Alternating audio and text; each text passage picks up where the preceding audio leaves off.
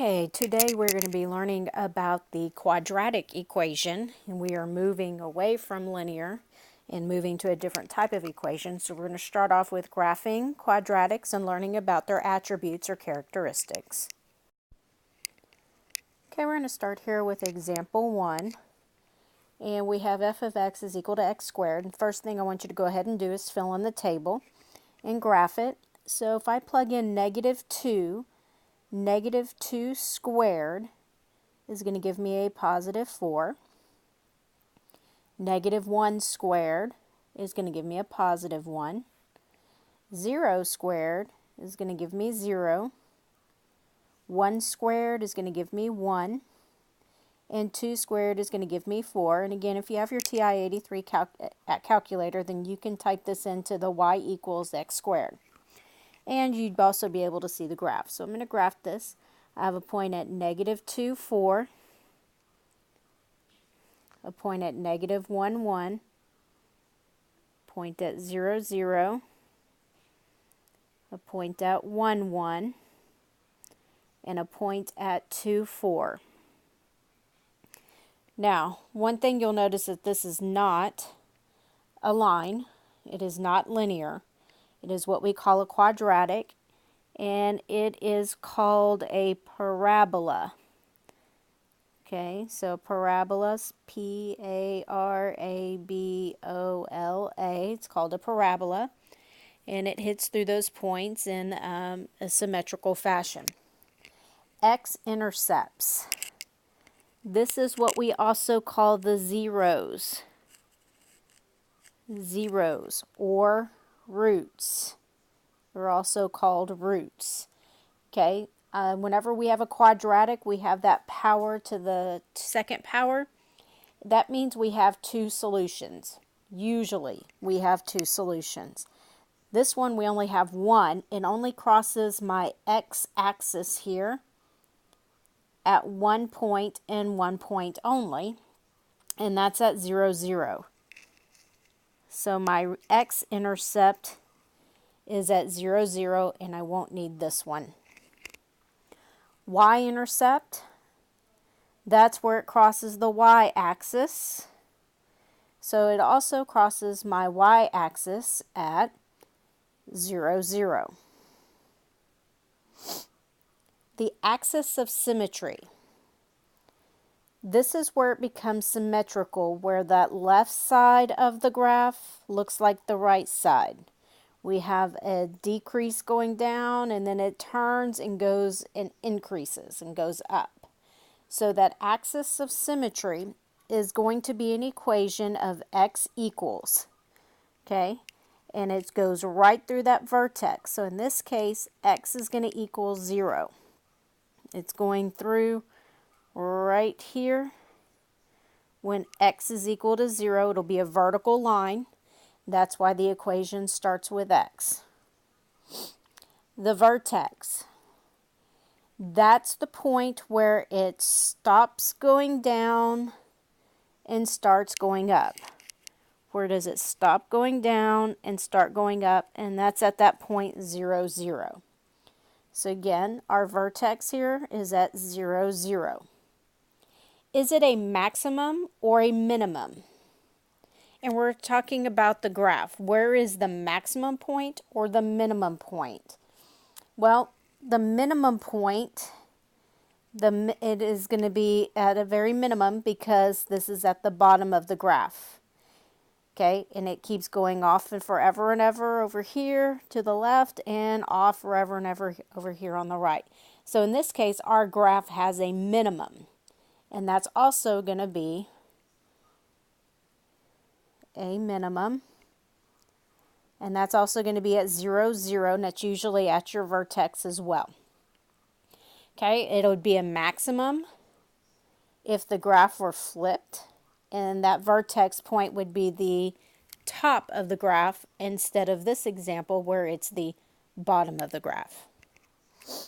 Domain and range. We talked about domain and range of our linear functions. We do have domain and range with our quadratic functions as well. If you'll remember, domain represents our x's. So I want to know where my x is going.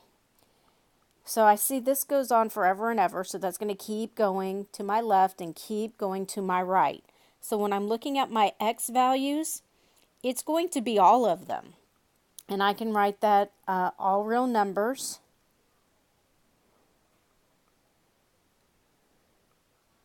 Or I can write that from negative infinity to my x's to positive infinity. And I think I'll stick with that one. So my x's go from negative infinity, x's in between, to positive infinity.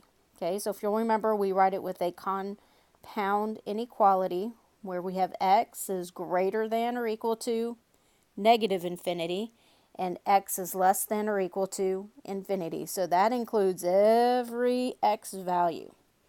Now my range, if you'll remember, those are the y values. Those are the y. So if I take a look at my graph, it starts at 0 and then it goes up from there, and the arrows keep meaning that it's going to go up and up from there. So my y values are going to be greater than or equal to 0. Greater than or equal to 0. It starts here at 0 and goes up, up, up forever and ever. Okay, so example 1 is repeated again. And what I'm going to do is I'm going to allow you time to repeat this on your own. Okay, first thing we're going to need to do is we're going to need to change our x values. So the first one is going to start at 2, then 3, then 4, then 5, and then 6. So please change those. Our x values are going to be 2, 3, 4, 5, and 6. Then I want to go ahead and work on our values for our table.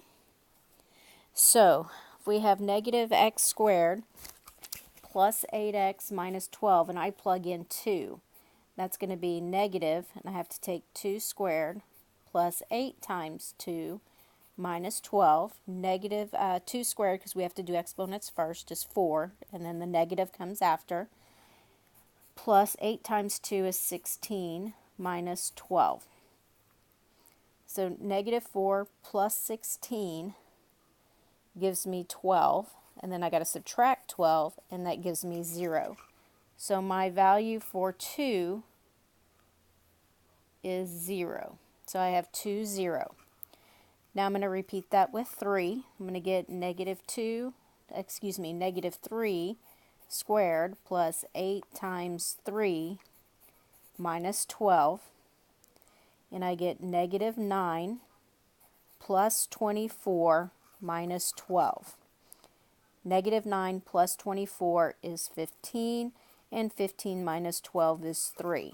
So my value for 3 is 3. Then I have 4. Negative 4 squared plus 8 times 4 minus 12. That gives me negative 16 plus 32 minus 12. That gives me 16 minus 12, which gives me 4. So my value for 4 is 4. Then I'm going to do 5. So I get negative times 5 squared plus 8 times 5 minus 12. That's going to give me negative 25 plus 40 minus 12. Negative 5 plus 40 is 15, and 15 minus 12 is 3. So at 5, we're at 3. Make that 3 a little bit better. Then I'm going to go do 6. So I have a negative 6 squared plus 8 times 6 minus 12. Negative 6 squared, that's going to be, actually 6 squared is 36, and then I take the negative. Negative 36 plus 8 times 6 is 48 minus 12. Negative 36 plus 48 is 12, and 12 minus 12 is 0. So my last digit is 0. Now I want to go ahead and plot these. So I actually have 2, 0, 3, 3,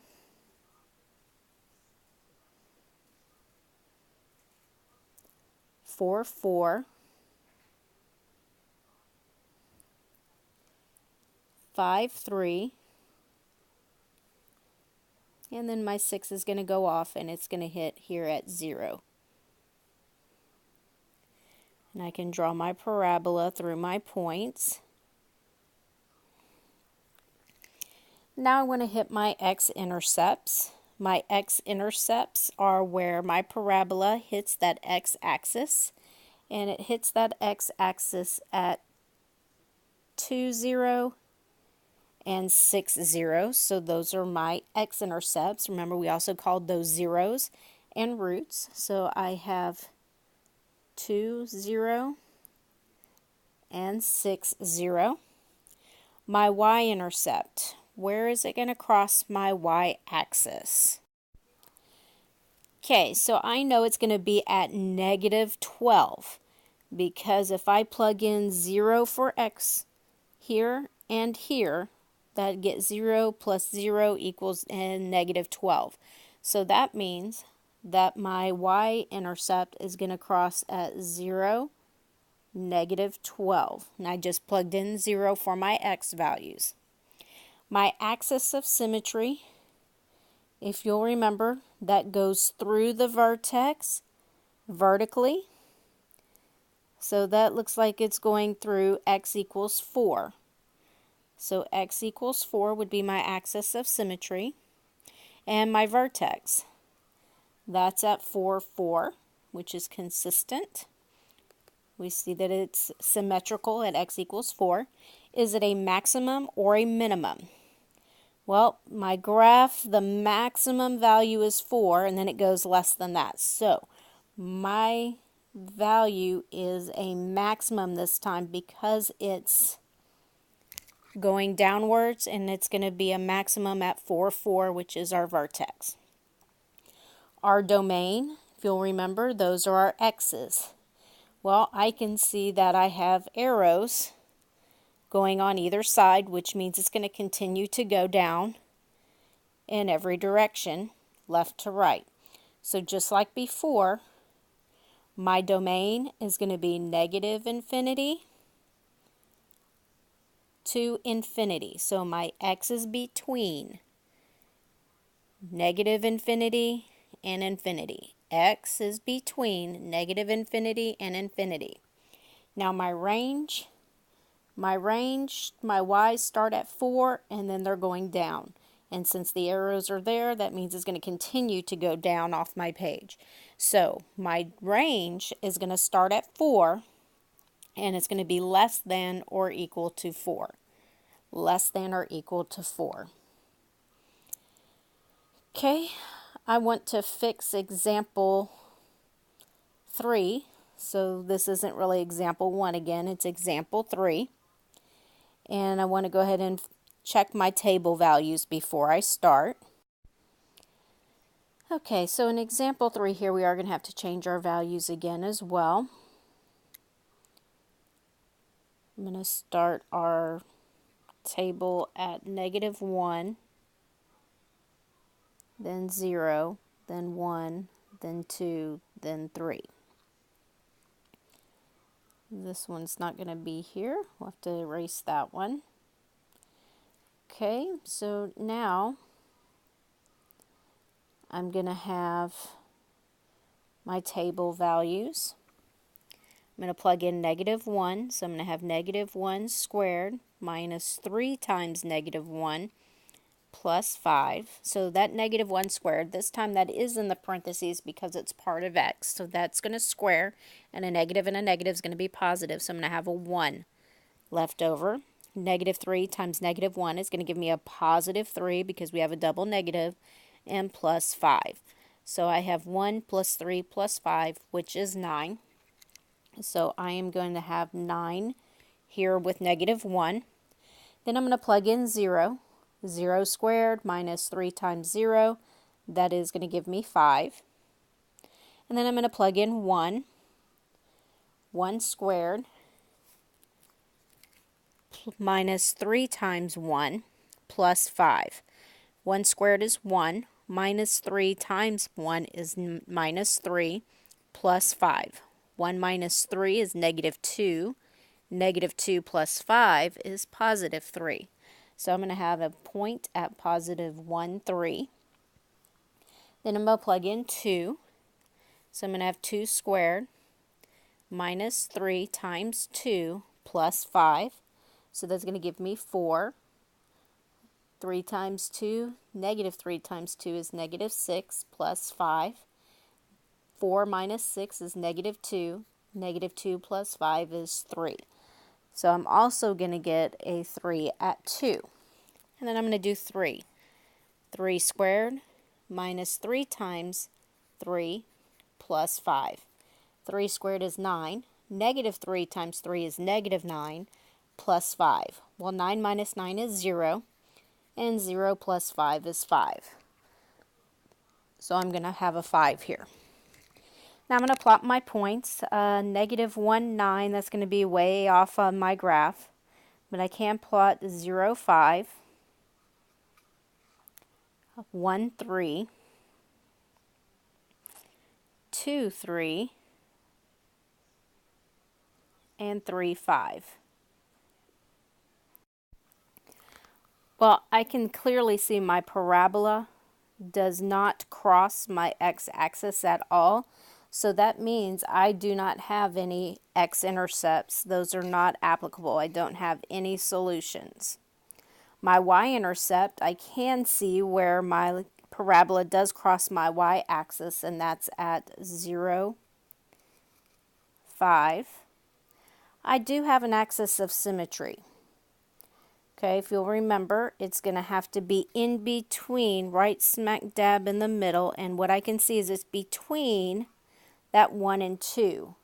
So it's got to be right in between them. It's going to be halfway in between it because of the symmetry, which means if it's between 1 and 2, then it has to be at 1.5.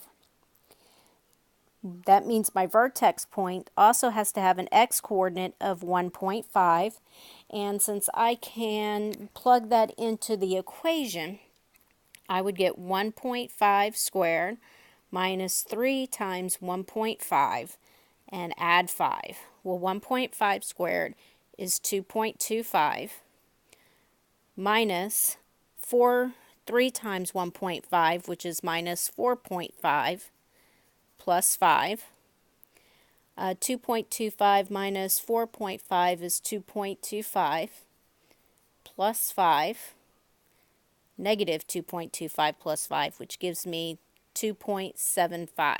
So I know the y-coordinate value for my vertex is going to be at 2.75. Is it a maximum or a minimum? Well, it looks like the bottom of the parabola is going to make it a minimum. So it's going to be a minimum, and it's going to be at that vertex at 1.5, 2.75. That would be my point. My domain would be my x values, what x values are being used, and again, this is keep going off to either direction. So that makes it going to continue to be negative infinity is less than or equal to x, which is less than or equal to infinity. So x is between negative infinity to infinity. And the range. Well, my range is starting down here at 2.75, and it's going up because these keep going up forever and ever. So that means my range is going to be y is greater than or equal to 2.75. Okay, so what we're learning here today is when we're graphing a quadratic function, we're using our table of values here to plug in. If you have your graphing calculator, please feel free to enter the equation. We are graphing the points. That makes a parabola. We are finding the x-intercepts. Those would be the zeros. Where do they cross the x-axis? Those are going to be our solutions. We are finding our y-intercept. Where does it cross our y-axis? Our axis of symmetry. That is the line that I could fold the parabola in half and it would look the same on each side. It goes through the vertex and it is a vertical line. So that's why it's x equals to 1.5 or x equals to 4 in our other example. Our vertex is our turning point. It's where the parabola stops going down and starts going up, or stops going up and starts going down. It's the turning point. Is it a maximum or a minimum? Okay, so here on the left, our parabola, that would be a maximum because that's the top of the parabola. The top is the maximum. On example 3 here on the right, this would be the minimum because our smallest point is on the bottom. Domain and range. You'll remember domain refers to our x values, what x values are being used, and range is our y values, what y values are being used.